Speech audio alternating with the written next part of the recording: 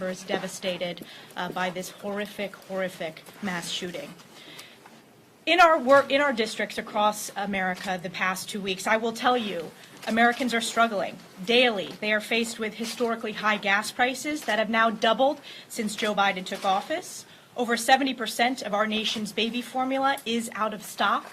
Homicides are up nearly 50%. Inflation is at a 40-year high, and one of the largest migrant caravans ever is headed to our nation's southern border. And yet House Democrats have no agenda for Americans and no real solutions to the problems that we face on a daily basis. Instead, what are Democrats focused on? They are scrambling to change the headlines, praying that the nation will focus on their partisan witch hunt instead of our pocketbooks. It will not work. Just this week, Nancy Pelosi's illegitimate January 6th committee secretly hired the former president of ABC News to produce these shameless primetime show. This was the same producer that covered up victims of Jeff Epstein. This further solidifies what we have known from day one. This committee is not about seeking the truth. It is a smear campaign against President Donald Trump, against Republican members of Congress, and against Trump voters across this country. This committee is unconstitutional. It is illegitimate. It was not put together according to the rules of the House. It does not serve any true legislative or oversight purpose. And it is not about finding out why Nancy Pelosi left the Capitol so ill-prepared that day. It is designed to punish Nancy Pelosi's political opponents. And it will not prevent another January 6th from happening, and it does nothing to address the numerous crises Americans are suffering from because of Joe Biden and Nancy Pelosi's radical far-left agenda. So while Democrats obsess over this illegitimate hearing, House Republicans will be setting the record straight and telling the truth about lame duck Speaker Nancy Pelosi's sham political witch hunt. And most importantly, we will continue to focus on the important issues that matter facing the American people and how to solve the crises that Joe Biden and House Democrats' far-left agenda have created, from the border crisis to the baby formula shortage to inflation to soaring gas prices. I will now turn it over to the House Republican Conference Secretary, Richard Hudson. Good morning. My name is Richard Hudson from North Carolina. As a father of an elementary school kid, I am absolutely devastated every time we have a school shooting. I can't imagine the pain and the horror of those parents when they go through something like that. And that's why I've worked so hard all these years to prevent these tragedies. There are only two significant gun safety bills have recently passed Congress. Both were Republican bills, passed by Republican majorities, signed by a Republican president. The House Democrat mantra has been do something. The American people want us to do something. But House Republicans have said we want to do something that matters. That's why I introduced legislation this week, H.R. 7966, Stop to Secure Every School and Protect Our Nation's Children's Act. This bill would put $1 billion into grants to hire school resource officers, $1 billion to hire guidance counselors in schools, and $5 billion into the Stop School Violence Act to harden schools, to provide training on active shooter scenarios for law enforcement, and to help school officials and students learn to better engage, identify, and students who are in trouble before they reach a breaking point in these schools. That's $7 billion paid for with unused COVID funds. Republicans have come to the table with real solutions. We have 12 pieces of legislation we've introduced this Congress that would all address this issue. House Democrats have shown no interest in coming to the table and talking to us about these solutions. Instead, they're exploiting these tragedies to advance their radical gun control agenda. The bills on the floor this week would have done nothing to stop any of these tragedies, and they will never become law. I look at all the newspapers today, Punch Bowl, Washington Post, every single one of them says that not a single one of these bills is going to become law. The Senate is not even going to take them up.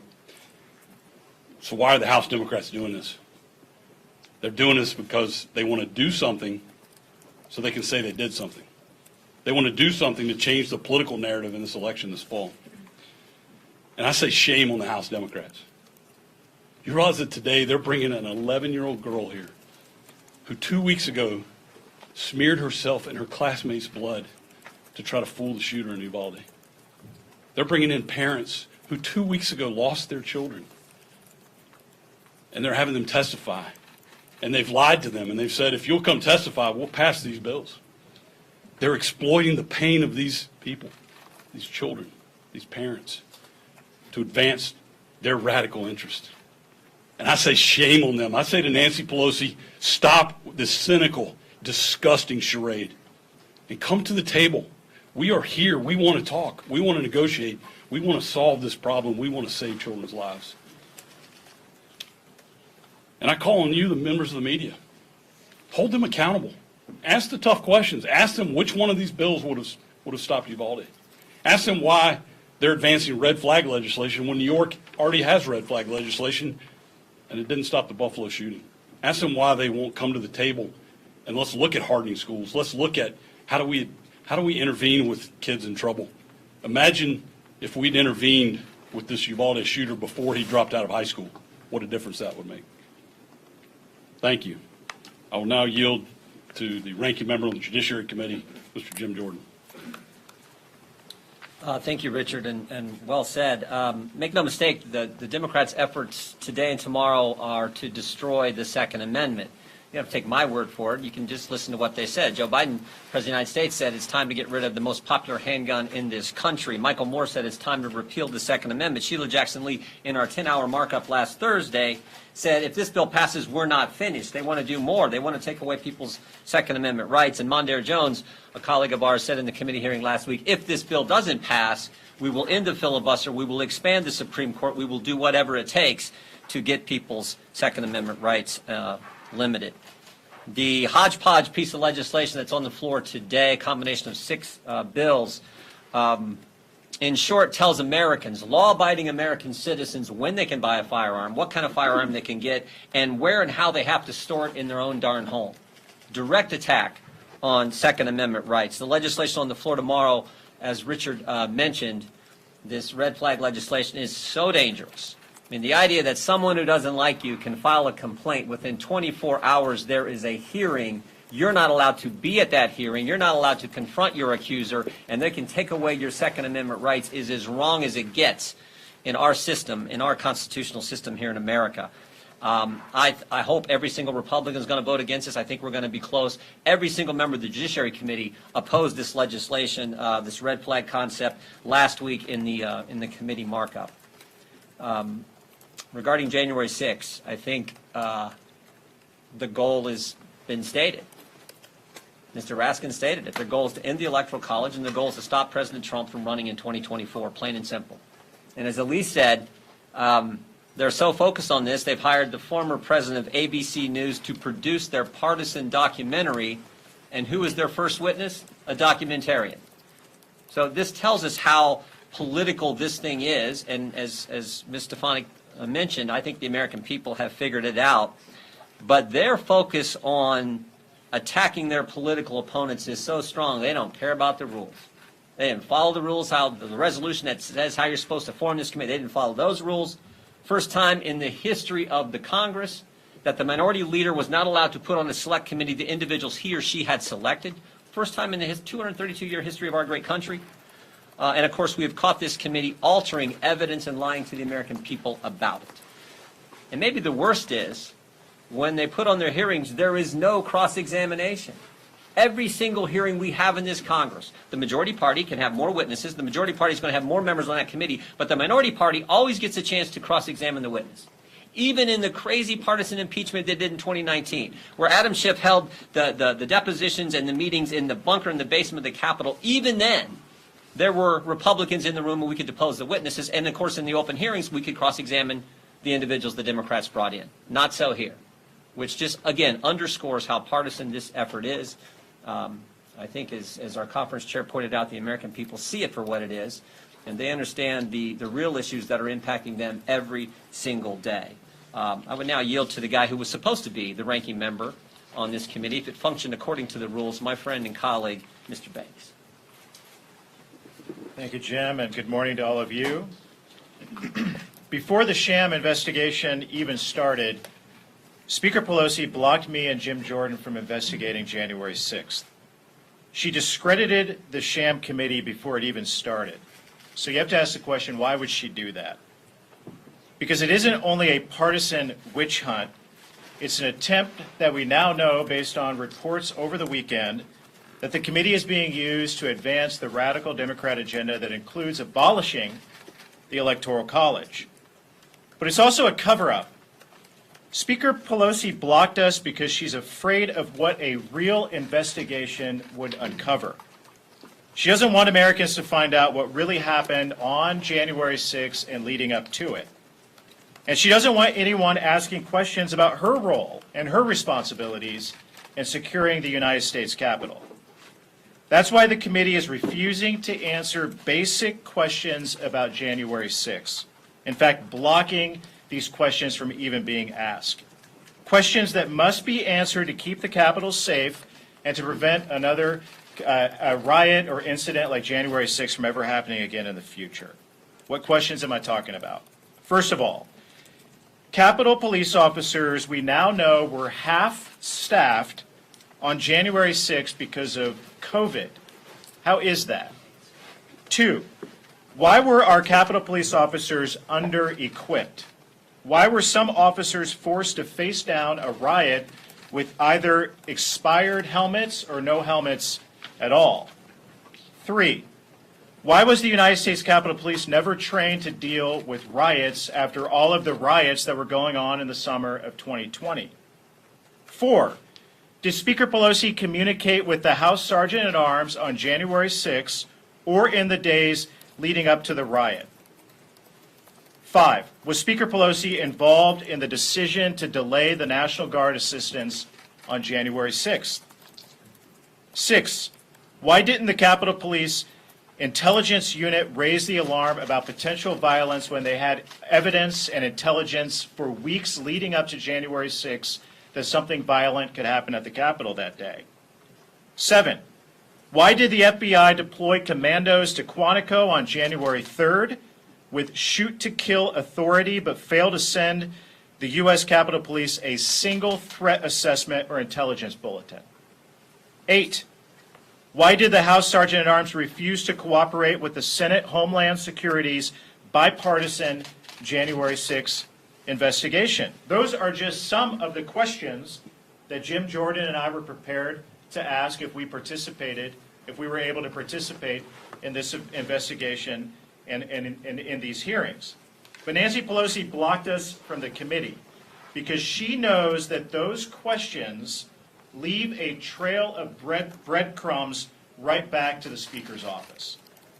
Today in my hometown in Columbia City, my constituents are paying $5.25 for a gallon of gas.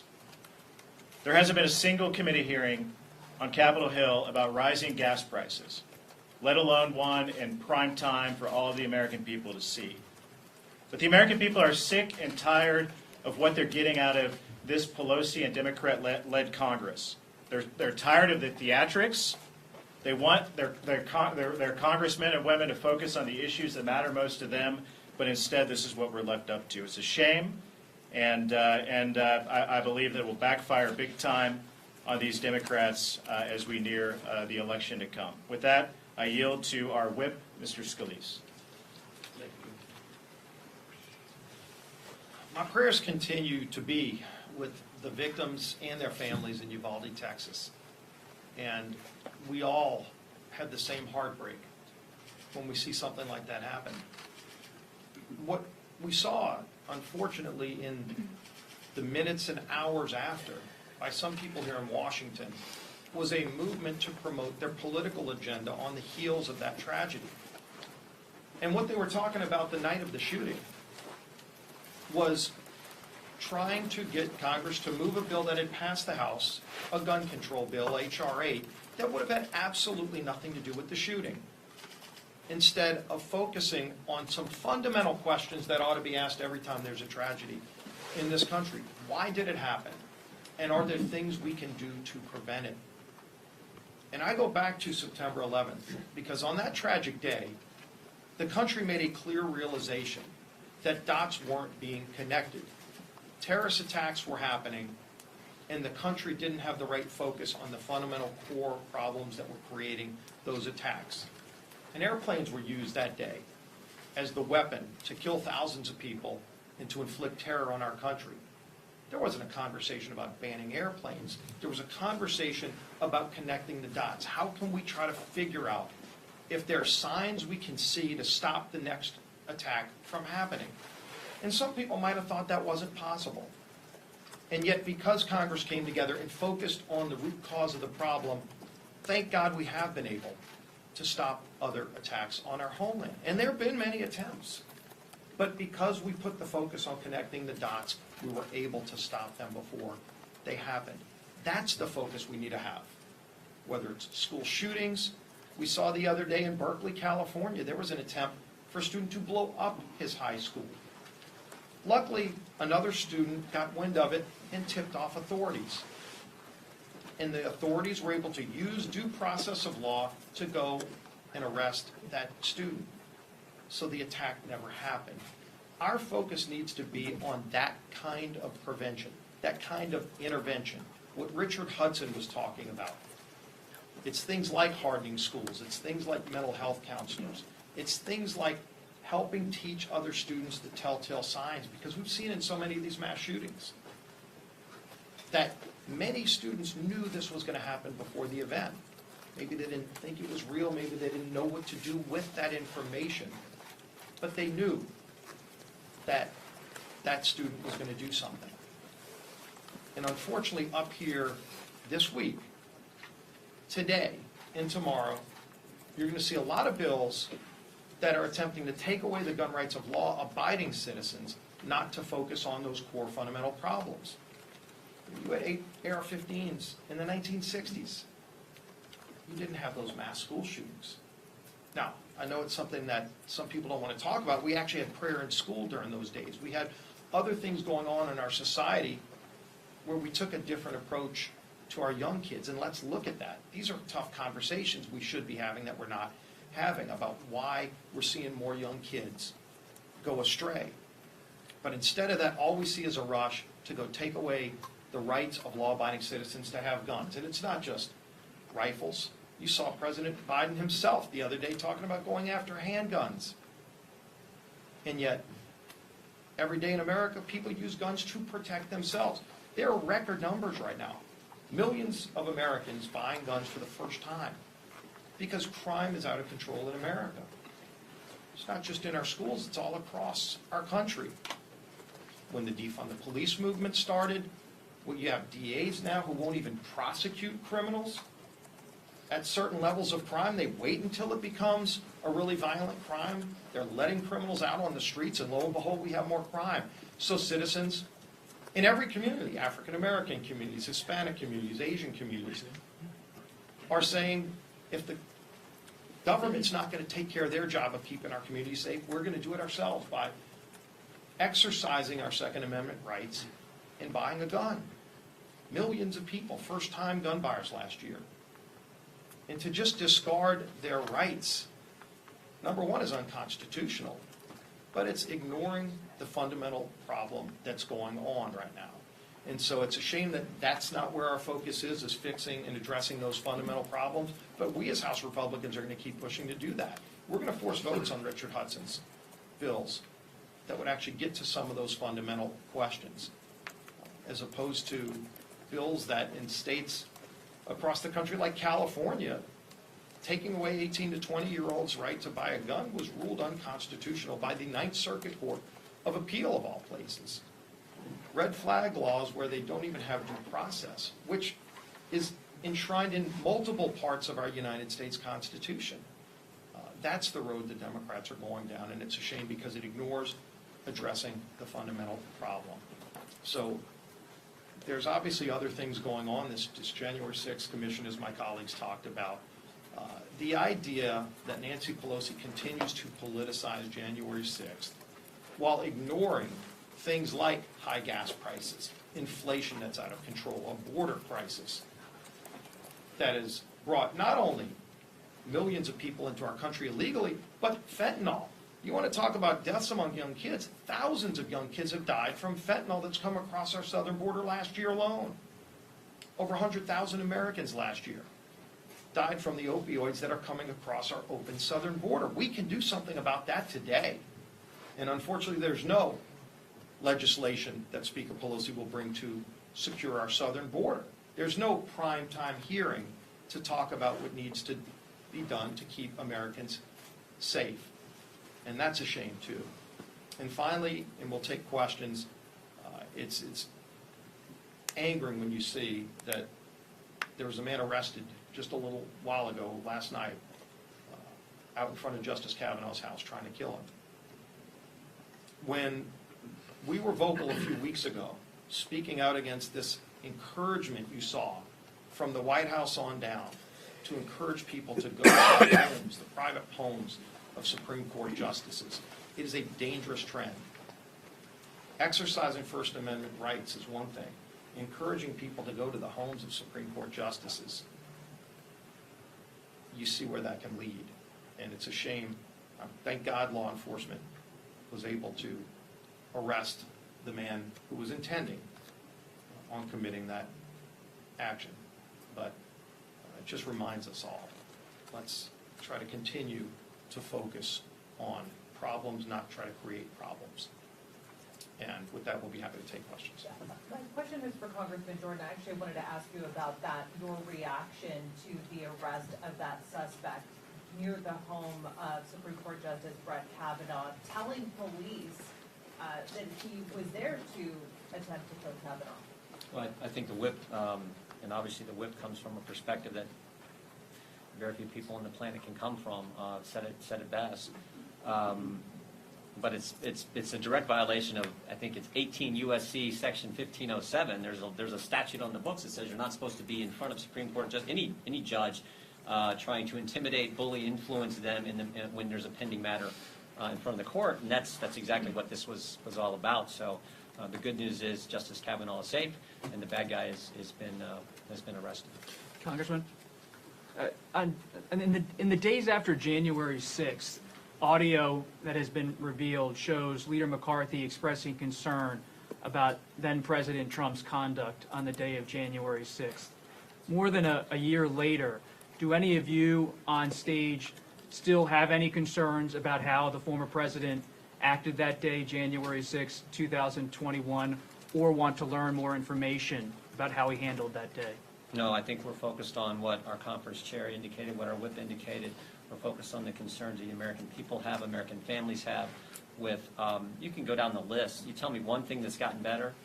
There's a reason more than 7 out of 10 of our fellow citizens think the country's headed in the wrong direction. They think that because it is, and it's all happened in 18 months.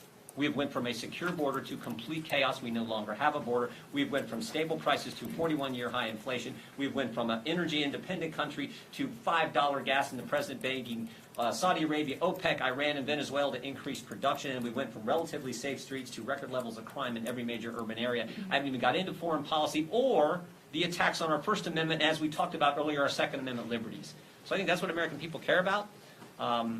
And not the question you asked. Does he speak for all of you, though? Do you? I agree with Jim Jordan. Jake? Mr. Scalise, I just want to drill down on one thing you said on red flag laws. Florida has a red flag law that Rick Scott signed into law.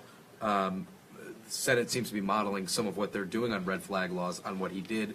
Are you against red flag laws as a blanket proposition? What I've said is what Speaker Pelosi is bringing to the floor today and tomorrow That was my question. I'm not doesn't asking. have due process. Look, this came up in the committee last week, in Jim Jordan's committee, multiple times. The idea that you would try to take away somebody's constitutional rights without due process is an un-American concept. But I'm asking, are you? In the bill, they've never attempted to work with us to even address whether due process should be part of the package. But my And it's question not is part of the package. not about the House bill. Are you against red flag laws as a broad proposition? What I've been concerned about is this idea that if you think that just taking guns away from American citizens is the answer, we've seen over and over how that's not worked. I mean, look at West Virginia about 2 weeks ago. In West Virginia, you had a guy with an AR-15 He was first driving by a school party. It was a birthday party and a graduation party of young kids. And he was driving fast. One of the neighbors told him to slow down. He goes, gets a gun, comes back, and tries to shoot up the whole party. There was a woman, thank God, with a handgun, as Joe Biden's going after handguns, legally concealed carry, and she pulls out the gun and takes down the shooter. Well, it turned out later that he's a convicted felon, and under current law is prohibited from having that gun, yet he had the gun. If they had their way, they would have taken away her gun. And he would have been able to shoot people. So the idea that there's a magic bill, I wish there was a magic bill that would stop bad people from doing bad things.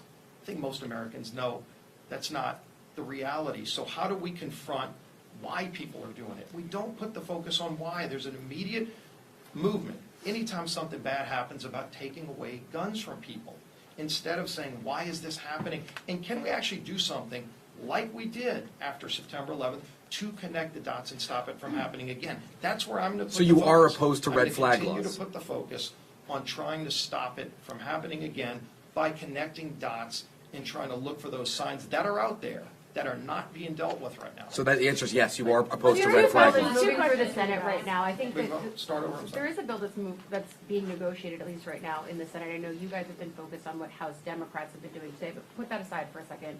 What the Senate is trying to focus on is something that speaks to something that I think you've all mentioned, which is mental health and school safety, Yeah. as well as what Jake was talking about with red flag laws and some changes to background check systems. Is that something that you could see any appetite among your members for if the Senate ultimately comes out with that kind of a bipartisan negotiation? And that touches we're not those? part of the Senate negotiations, and But you've heard what we've they're talking heard about. a lot of things that they're talking about. If they can come to a consensus, we'll surely look at what they do have. But like I said, in the meantime, we have been working on some things ourselves that are focused on confronting the problem. What Richard Hudson has done is focused on confronting the problem. There are other things that are being worked on that confront the problem too, that focus again on the root causes of the problem. If that's where the Senate goes, let's take a look at it. But again, in the House, that's not where they're going. Their immediate rush is to just go take away guns from law-abiding citizens, and that's not something we support. Yeah, the green right there. For the legislation today, we're going to see 7 individual votes on the titles. Now, you've been whipping against the Yeah. package as a whole. Are there any individual titles that are coming to the floor today that you think your caucus could support as an individual bill? Well, we know some members of our caucus do support some of those components. You know, where they are in final passage is what we whipped against. Thomas Massey has some language in an amendment that we support that would at least get some more data out there that I think would be helpful to use, and we support that amendment by Thomas Massey. It's the final package that we're whipping against. And again, some of our members may vote for individual pieces of that bill, but ultimately vote against the final passage because there are a number of unconstitutional measures that are part of that as well. So it's going to be a full week. Thank you very Will much. you ask Mitch McConnell the same questions you have for Speaker Pelosi? Because he also had an appointee on the Capitol Police Board on January 6th. Why are you singling out the Speaker?